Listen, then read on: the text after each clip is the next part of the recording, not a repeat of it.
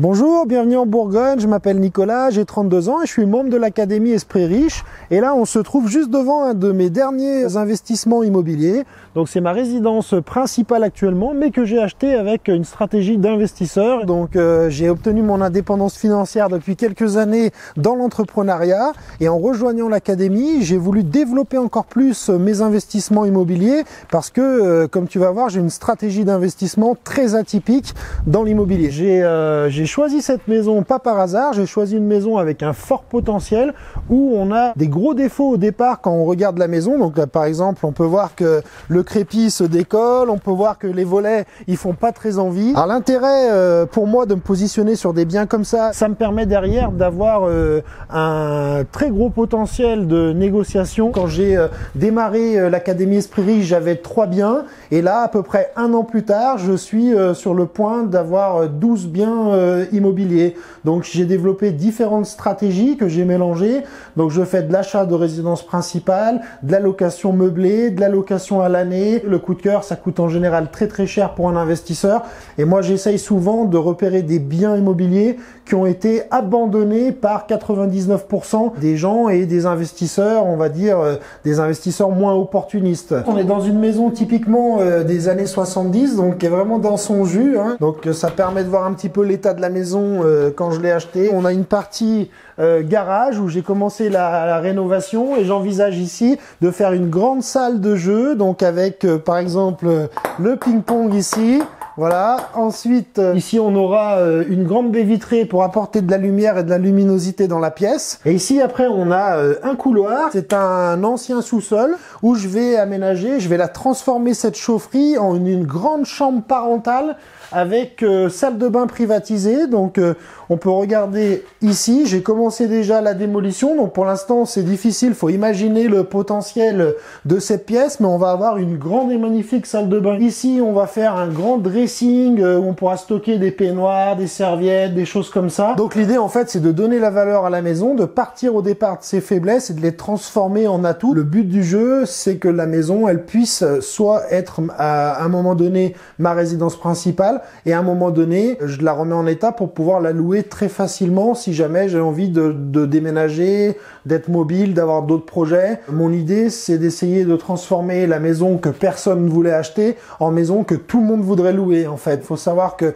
les maisons les plus recherchées pour de la location, c'est les maisons avec 3 chambres, parce que ça permet d'avoir 2 chambres pour les enfants et une chambre parentale. C'est pour ça que j'ai une stratégie d'investissement de résidence principale sur du long terme. Mon but, c'est d'utiliser la résidence principale pour être sur place, pour pouvoir faire des travaux, de donner de la valeur à la maison et dans un futur proche, on va dire sous 2 ou 3 ans, d'avoir la possibilité de louer la maison. Pour faire un schéma, hein, les gens vont tous dans cette direction-là, vont tous là, et moi je vais là voir un petit peu ce qui se passe. Là, je vais vous faire voir pour vous rendre compte du potentiel de la maison. Je vais vous montrer comment j'ai déjà rénové et aménagé 80 mètres carrés du plateau supérieur à l'étage de la maison. En fait, on peut arriver à un très beau résultat en partant de pas grand-chose.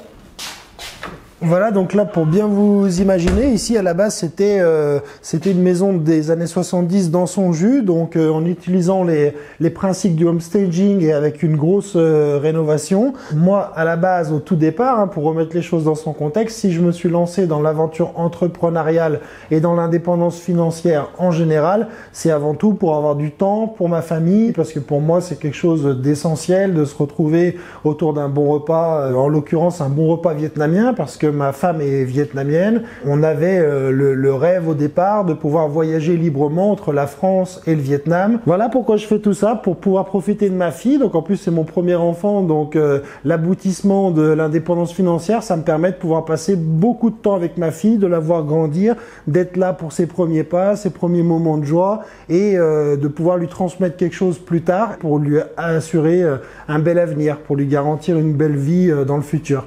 Donc voilà, ce qui est intéressant par exemple avec cet investissement immobilier là, c'est qu'en plus de la partie maison d'habitation, on a ici un terrain attenant de quasiment 1000 mètres carrés de terrain constructible qui peut éventuellement, si j'en ai besoin, être vendu séparément, ou alors je pourrais très bien construire sur ma parcelle une maison avec des logements locatifs à l'intérieur en location neuve. Et ça, en fait, ça permet de décupler la rentabilité et surtout de décupler le potentiel du bien et de ce qu'on en fait, quoi. Alors là, ce que je vais vous emmener voir, c'est complètement atypique, c'est quelque chose de très très original. C'est vraiment de la diversification de stratégie. Pour moi, c'est un petit placement.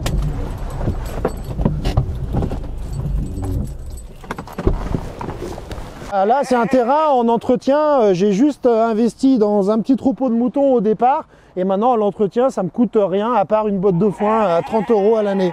Et tout ce que j'ai à faire, c'est attendre l'inflation des prix du marché du terrain à bâtir. Et dans 15 ans, 20 ans, 25 ans, sur une stratégie à très long terme, je ferai une énorme plus-value. Ici, la campagne, à 15 minutes de l'agglomération, ça vaut habituellement pour un terrain de 1000 m² environ entre 35 000 et 40 000 €. Et moi, j'ai réussi avec une très très belle opportunité à négocier mes 2000 m² de parcelles 100% constructibles pour exactement 21 000 €. C'est pour moi un petit placement tous les mois qui me coûte même pas 140 € par mois, intérêt compris, sur une petite durée de 15 ans. Et dans 15 ans, une fois que le terrain sera payé, je pourrais sans problème diviser la parcelle par 2, voire par 3 et revendre au moins entre 20 000 et 30 000 € par parcelle. Donc je vais multiplier par 3, voire 4 ma mise au départ, sachant que je l'ai financé mensuellement. Et ben là, on est au siège de mon entreprise de carterie artisanale et c'est dans ce cadre-là que je travaille et où j'évolue au quotidien. Donc qu'est-ce que c'est la carterie artisanale? C'est quelque chose à la base qui vient d'Asie et j'ai monté ça avec ma femme. Pour moi, derrière chaque grande réussite et derrière chaque grand homme, il y a toujours une femme derrière qui vous porte. La carte, vous allez voir, c'est extraordinaire. Voilà. Je crée avec mes équipes de designers des collections originales en amont de carterie. J'ai commencé en partant de rien et maintenant on a entre 450 et 500 points de vente de librairies et de carterie. Michael, c'est vrai que ça a été une grande source d'inspiration pour moi à ce moment-là de ma vie parce que ça a été un de mes mentors dans l'indépendance financière. D'ailleurs, je le suis encore très très régulièrement à l'heure actuelle. C'est pour ça que je suis encore membre de l'Académie Esprit Riche et c'est lui qui m'a donné le déclic au départ. Et à ce moment-là, je me suis dit, après tout, si lui, il peut le faire, pourquoi moi, je pourrais pas y arriver? Ce qui m'a plu dans l'approche de Michael, c'est que son but dans la vie, c'est pas d'accumuler les Porsche et la richesse matérielle, en fait. Et il est un petit peu comme moi. C'est quelqu'un de simple, d'abordable, terre à terre, qui a pas pris la grosse tête dans sa réussite et qui rejoint aussi un peu comme moi les mêmes valeurs familiales, qui veut passer beaucoup de temps avec sa famille, des valeurs simples comme le voyage, la découverte. J'avais déjà atteint l'indépendance financière par l'entrepreneuriat,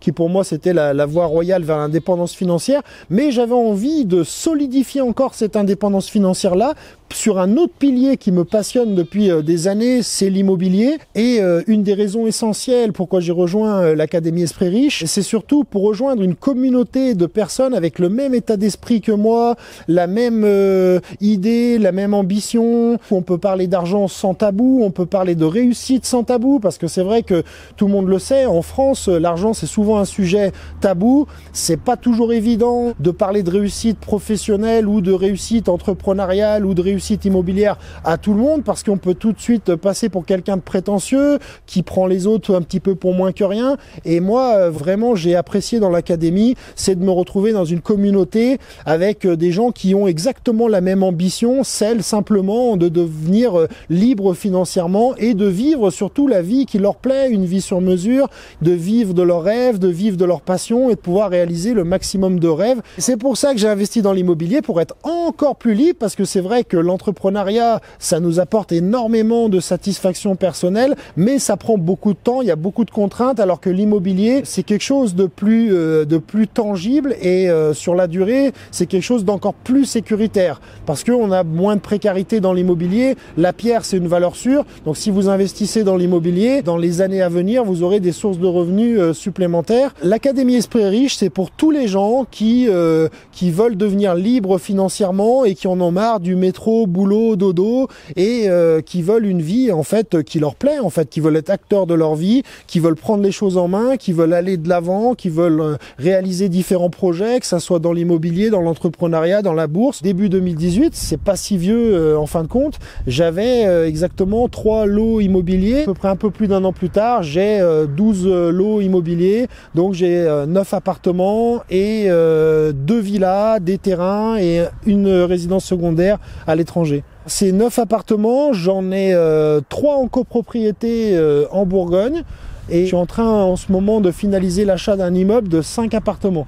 Pour trouver mes biens, comme tout le monde, au départ, je consulte les petites annonces. Donc j'ai des techniques à moi pour trouver rapidement la bonne affaire sur les différentes plateformes en ligne d'annonces.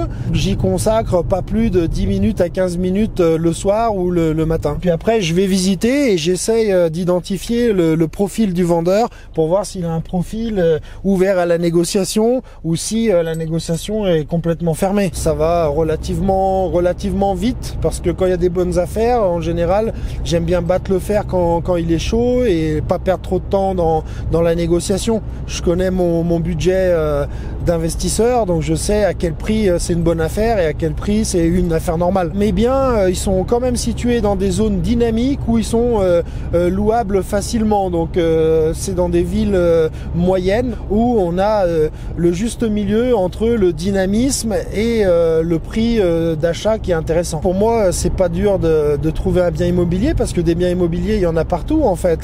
Même, j'allais dire que le marché est saturé et on se retrouve à l'heure actuelle, il y a plus de biens à vendre que d'acheteurs. Donc c'est des très très bonnes conditions pour un investisseur, le marché actuel, parce que vous avez vraiment énormément de biens qui sont mis à la vente pour au final très peu d'investisseurs sérieux en fait. Ma priorité dans mes investissements immobiliers, c'est toujours d'être très prudent, de jamais prendre de gros risques, et c'est pour ça que je négocie toujours des très très belles négociations sur mes ventes de façon à réaliser ma plus-value à l'achat. En général, j'achète mes biens toujours minimum 20% en dessous du prix sur lesquels ils sont affichés en annonce. Donc par exemple, la maison que je viens d'acheter, que j'utilise actuellement en résidence principale, j'ai acheté par exemple cette maison pour 110 000 euros, là où sur le marché elle serait proposée aux alentours de 160-170 000 euros. Donc pour moi, la meilleure force primordiale d'un investisseur, c'est de bien connaître son territoire,